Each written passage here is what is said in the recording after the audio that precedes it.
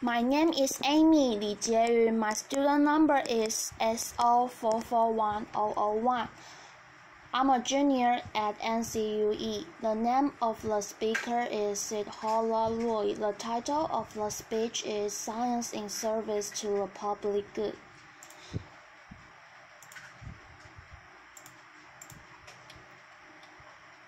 Fresh out of college, I went to work for a consulting firm. During orientation, the leaders dished out advice. Amongst them was one pithy counsel I will never forget. He told us, "Be easy to manage," considering how naive I really was at the time. I took his advice to heart. I told myself, yes, I will be the ultimate team player. I will do everything I'm told. I will be easy to manage. It wasn't until I arrived in graduate school and witnessed firsthand the criminal actions of scientists and engineers in the water crisis in Flint, Michigan, that I realized how dangerous and yet surprisingly common this line of thinking really is. Make no mistake, the Flint water crisis is one of the most egregious environmental injustices of our time. For over 18 months, 100,000 residents, including thousands of young children, were exposed to contaminated drinking water with high levels of lead. Lead is a potent neurotoxin which causes cognitive and developmental disabilities and is especially harmful to growing fetuses and young children. We've known about its danger since the Roman Empire. Amongst a whole host of health issues, 12 people died by contracting Legionnaires' disease. Flint's water infrastructure, the complex network of underground pipes, has been severely damaged, and while the water quality is slowly improving, the pipes are being replaced now. More than 2 years later, the water is still not safe to drink. So people are still in shock. They ask themselves, how could this have happened? The short answer is the crisis began when an emergency manager, appointed by Michigan's governor, decided to switch their water source to a local river to save money. But it continued for so long because scientists and engineers at government agencies in the state of Michigan and in the federal government did not follow federal regulations for treating the water right.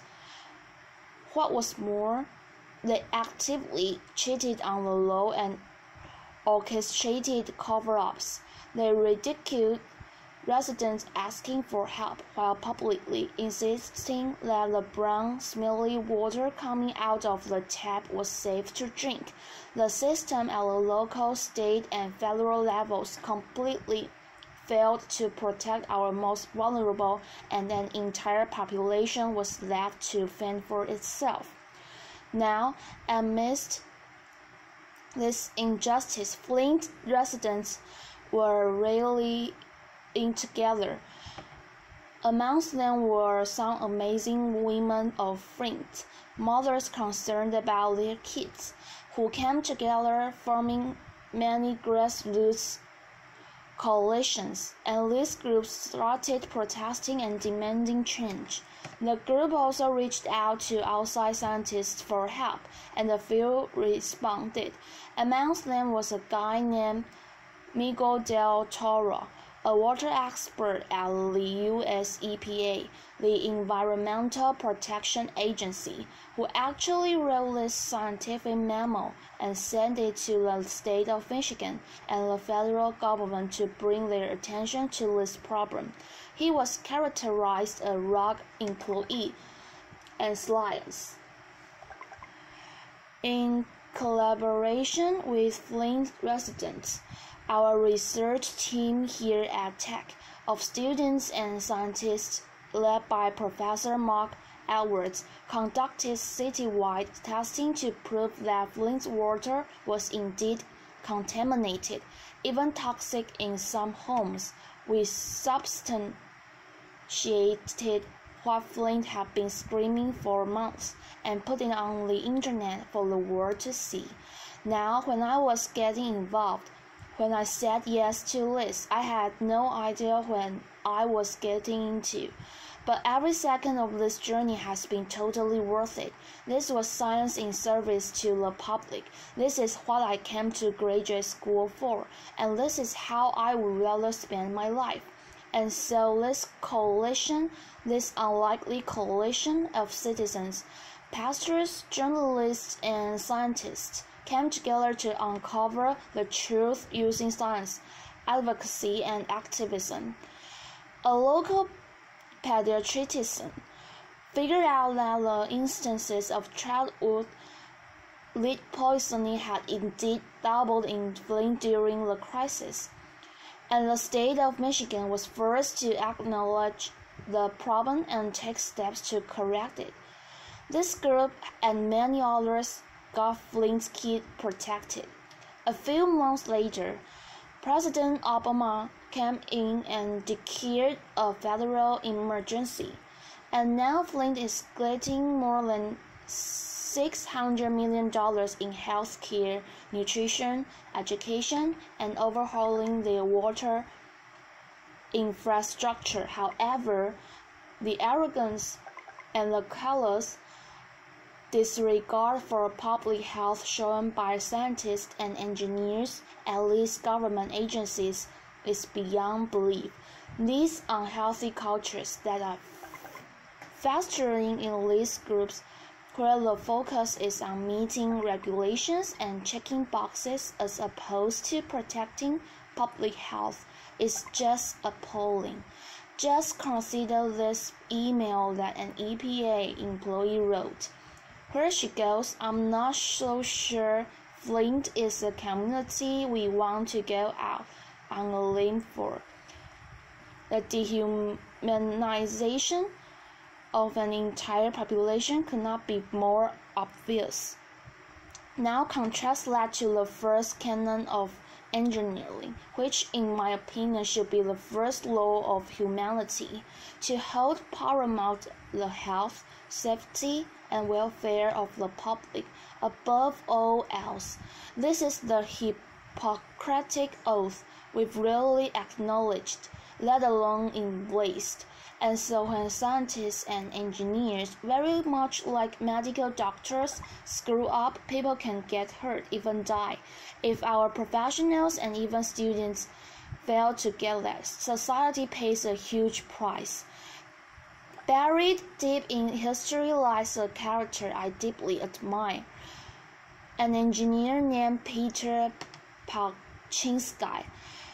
He lived in the time of the Soviet Union, and Palczynski repeatedly got in trouble for his radical honesty and willingness to point out major flaws in the Soviets' mindless pursuit of rapid industrialization. Everyone was expected to follow orders coming from the top. Anyone asking questions or offering feedback was unwelcome. The Soviets had created the largest army of engineers the world had even seen, and yet most of them were mere cogs in a gigantic machine heading for doom. Palczynski, on the other hand, implored engineers to look at the economic, political, and social consequences of their actions. In other words, be more public focused. His fearless voice of reason was seen as a threat to the political establishment, and Joseph Stalin had him executed in 1929. Palczynski's view on technocrats is very different from one that is still very popular, still very common, that all of a dispassionate researcher working in his ivory tower lab or a nerdy engineer working in his cubicle. Brilliant, no doubt, Yet someone somehow cut off from the world, shows little emotion, kind of like Spock, like Star Trek, this guy. Laughter. Let's try and do the Spock salute. I don't think I'll succeed. See, I can't be Spock. Thank goodness I can't be Spock. Laughter. I was reminded of this distinction because a recent article came out in a very reputed scientific journal, which kind of characterized our Flint work as driven by youthful idealism and Hollywood's dramatic sensibilities. It asks scientists to protect their research funding and the institutions at all costs, no matter how just the cost, and if you think you have to get involved in something, even if it's an emergency, try finding an activist group or an NGO and obtain the full support of the academic community, whatever that means, before you get involved. Not one mention of our moral and professional obligation of preventing harm to the public, or the fact that we have all this expertise, resources, and for some, and even tenure to, accomplish this task. I'm not saying every scientist should be an activist. There are real and sometimes very painful consequences of speaking up, but to denounce this idea, this possibility so completely, so that you can protect research funding, simply screams of self-serving cowardice. And these are not the ideals we would want to pass to our students. And so you may think, okay, all this sounds great, but you will never completely change organizational cultures or imbibe mindsets in students and professionals to look at their work as a public good. Science in service to the public, maybe so. But could a big reason for that be that we are not training our students right? Because if you look closely, our education system today is focused more on creating what Excel Professor Bill Deresiewicz calls excellent sheep. Young people who are smart and ambitious, and yet somehow risk-averse, timid, directionless, and sometimes full of themselves. Now kids, we fell in love with science when we were kids, and yet we somehow spend most of our time during high school and college just jumping through hoops and doing things so that we can publish our resume instead of sitting down and reflecting on what we want to do and who we want to be. And so the markers of empathy in our college graduates have been dropping dramatically in the past 2 decades, while those of narcissism are on the rise. There is also a growing culture of disengagement between engineering students and the public. We are trained to build bridges and solve complex problems, but not how to think or live or be a citizen of this world. My undergraduate years were explicit job preparation, and I cannot tell you how suffocating and painful it was at times.